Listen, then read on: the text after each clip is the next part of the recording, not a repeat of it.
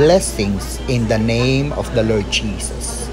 Welcome to Paraclet TV, making disciples through the power of the Holy Spirit. Sugo ka ba? Alam mo ba ang dapat mong gawin bilang isang sugo ng Panginoong Jesucristo? Sa aklat ng Lucas chapter 10 verses 1 to 12. Marami sa mga tao ang may misyon sa buhay. Isa sa mga tao na sikat sa buong mundo, kundi si Steve Jobs, CEO ng Apple Incorporated.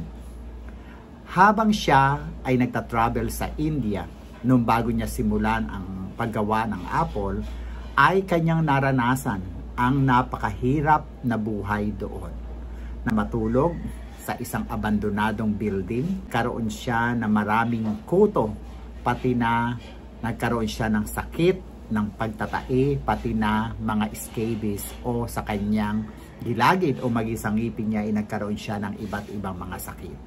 Pati na kanyang gamit, pati na kanyang mga kaibigan ay nakaranas sila na ito ay nakawin ng mga taga-India. At dahil doon ay nagkaroon siya ng bagong pananaw mula sa buhay ng mga taga-India at ito ang nagsilbing instrumento upang magkaroon siya ng magandang misyon sa buhay.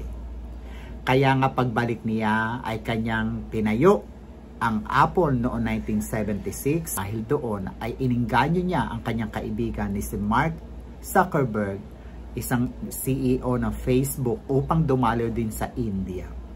At alam po ba ninyo kung ano ang nangyari? 2% ng kinikita ng Apple ay idinodonate niya sa lugar ng India. Ang kanyang misyon ay matulungan ang bansang ito na makaahon sa kahirapan, matulungan ang mga mahihirap na mamamayan doon, mabigyan sila ng magandang edukasyon, at marami pang iba. Sa Pilipinas ay may kilala rin tayo na ang pangalan ay si Nick Joaquin. Isa siya sa mga naging national artist ng Pilipinas. Sinasabi na sa kanyang pagiging national artist ay tunay na kanyang inihandog ang kanyang pagsulat para sa mga Pilipino. At ang pinaka-content ng mga sinusulat niya ay upang maibalik ang pagkakaroon ng pagiging nationalism o pagiging makabansa ng mga Pilipino, at ayon sa kaya nga mula dito ay tinawag siya na isang cultural apostle, na ang kanyang trabaho, layunin sa buhay ay upang buhayin ang interes ng mga Pilipino sa pangnasyonal na buhay sa pamamagitan ng mga literatura at ng mga panulat na naging inspirasyon ni Nick Joaquin. Gayon din naman, ang mga bawat nananalig kay Jesus ay may misyon na dapat gampanan. Dahil si Jesus ang nagbigay ng misyon, ito ay isang misyong maliwanag na dapat nating isakatuparan. Sa ating teksto ay matututunan natin ang bawat isa sa atin ay binigyan ng misyon ng Panginoong Jesus. Matututunan natin dito ang mga detalye ng ating misyon. Una, pinipili ang kwalipikado para sa misyong ito. Dapat ikaw ay qualified para tanggapin mo ang misyon na ibinigay ng Panginoong Jesus. Ano ba ang misyong ito? Sa ating teksto mula sa verse 5 ay makikita natin na ang misyon ay maging trabahador o laborers ka sa God's vineyard, trabahador sa ubasan ng Panginoon. Magdala tayo, ang sabi ng banal na kasulatan, dalhin ang kapayapaan sa mga tao. At alam naman natin kung sino ang tinutukoy ng kapayapaan. Dahil maliwanag sa aklat ng Isaiah na ang Panginoong Jesucristo ay tinuring na prinsipe ng kapayapaan. So maliwanag na ang misyon na ipinapadala ay ibahagi ang Panginoong Jesucristo sa mga tao. Pumili ang Panginoong Jesucristo ng 70 upang kanyang isugo at dalhin ang mensahe ng kapayapaan sa bawat dako. Na yung 70 ay mga pinili mula sa pinagpilian. Bakit po 70? Maaari po na mayroon po kasi sa Lumang Tipan sa aklat ng Exodo, sa aklat ng Exodo Kapitulo 24, chapter 9, nang si Moses po ay nasa bundok ng Mount Sinai ay sinabi sa kanya ng Panginoon, bumaba siya at dalhin niya ang 70 elders upang doon ay magisaksi at kanyang kausapin upang maipabatid ni Jehovah, ni Yahweh ang kanyang panuntunan para sa mga Israelita. Gayon din naman ang Sanhedrin o ang isang grupo ng mga matatalino mga tao, mga local elites, mga Hudyo, na ang karamihan dito ay miyembro ng mga pari at gayon din ay ng mga eskriba. Ang mga eskriba po ay yung mga tao na eksperto sa relihiyon ng Hudyo at gayon din ay mga pangunahing tao sa Israel. 70 miyembro meron ang Sanhedrin.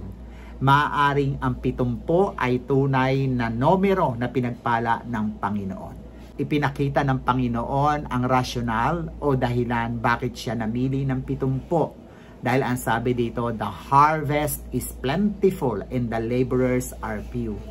Pag sinasabi po natin na hinog na ang mga dapat anihin, ang aanihin ito ay hindi literal na ubas, kundi itinuturing na figurative na ang mga tao na dapat na mabahaginan ng mensahe ng kapayapaan o ng Panginoon Jesucristo ay handang-handa na.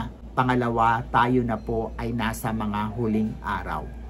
Mga palatandaan mula sa aklat ng Mateo ay makita natin na nagaganap sa ating mga paligid. Ang problema, marami na ang dapat aanihin, ngunit kakaunti ang mga aani. Kung ang tinutukoy po natin ay tunay na mga literal na mga ubas, kapag ang mga ubas ay hindi inani, maaaring ito ay maging murado o maging overripe hanggang sa ito ay mabulok at mawawalan ito ng silbi. Gayon din naman ang mga tao na panahon na upang mabahagi ng salita ng Diyos at walang magbabahagi sa kanila, walang mga sugo na pupunta, tunay na mawawalan ng silbi ang kanilang mga buhay at hindi sila magkakaroon ng ipinapangakong resulta ng pagbabahagi ng kapayapaan o ng Panginoon Jesucristo sa Kanya. The Lord of the Harvest. Maliwanag po na ang pag-aaning ito, ang Panginoon ay walang iba kundi si Jesus na siyang Panginoon ng mga aanihin. Nangangahulugan na ang umaani ay hindi yung mga laborers kundi sa pamamagitan ng kapangyarihan ng Panginoon Jesucristo. Through the Holy Spirit ay hihipuin niya yung mga tao upang sila rin ay magkaroon ng kapayapaan at paniwalaan nila ang mensahe ng Ebanghelyo. Ang mga laborers o yung mga sugo ay instrumento lamang. Ngunit ang tunay na humihipo at umaani ng kaluluwa ay walang iba kundi ang prinsipe ng kapayapaan at sa tulong ng banal na spirito ay aanihin ang mga kaluluwang ito. Ano ba ang kwalifikasyon sa pagpili upang ikaw ay tunay na mapili? Ang sabi ng verse 2, dapat ikaw ay prayerful. Ang pananalangin ay bunga o ekspresyon ng pananampalataya. Lagi ko pong sinasabi sa Paraclet TV sa Go Go Go Pray, kapag ikaw ay tunay na mataas o malaki na iyong pananampalataya, hindi pwedeng hindi ka nananalangin. Ang uri, paraan at bilis ng iyong pananalangin ay tunay na ekspresyon ng iyong pananampalataya. Specific po yung request dito, na dahil ikaw na nga ay naging sugo, dapat lagi kang manalangin na magsugo pa ang Panginoon upang ang mga aanihin na mga hinog ay hindi masira at hindi mawalan ng saysay. Verse 3 ay makikita natin dito na isinusugo, ang sabi dito ay sending you as lambs in the midst of the wolves. Ang qualification natin para tayo ay mapili, dapat tayo ay maging tupa sa gitna ng mga lobo. Kapag ang tupa po ay nasa gitna ng mga lobo, tiyak po ang tupa ang siyang nagiging prey at ang lobo ang magiging predator, sisilain nila, gagawin nilang ulam o pagkain ang mga tupa. Ang kahulugan po nito sa atin bilang mga sugo ng Panginoon, nagpapakita na bilang sugo, makakaranas tayo ng panganib, makakaranas tayo ng ilang problema, makakaranas tayo ng mga persecution. Galing sa mga lobo, yung po mga unbelievers. Dahil po sa maraming sekta o paniniwala ng mga tao na nasa ating paligid, ay tunay na dapat nating ipahayag ang mensahe ng Ebanghelyo, yung kaligtasan nila sa pagkaunawa upang sila rin ay mapagpala at maging sugo sa pagdating ng panahon. Si Jesus, pati na ang kanyang mga alagad sa panahon niya ay nakaranas ng ilang mga panganib mula sa mga Pariseyo, mula sa mga Saduseyo, at gayon din sa mga opisyal ng gobyerno. Our weapon is to witness, not to do a warfare with them. Tayo ay maging testigo sa Panginoong Jesucristo, hindi upang awayin ang mga unbelievers. Ang ating instrumento ay walang iba kundi ang Biblia, hindi ang mga bala. Maliwanag na hindi dapat nasa isip ng isang sugo ang kagandahan ng buhay o luxury. Hindi niya dapat iniisip na laging maganda ang kalalabasan ng kanyang pagtitestigo. Pwede niyang sabihin na katulad ng tupa sa gitna ng mga lobo na patay na siya, ganun din dapat ang naiisip natin kapag tayo ay nasa gitna ng pagbabahagi ng salita ng Diyos.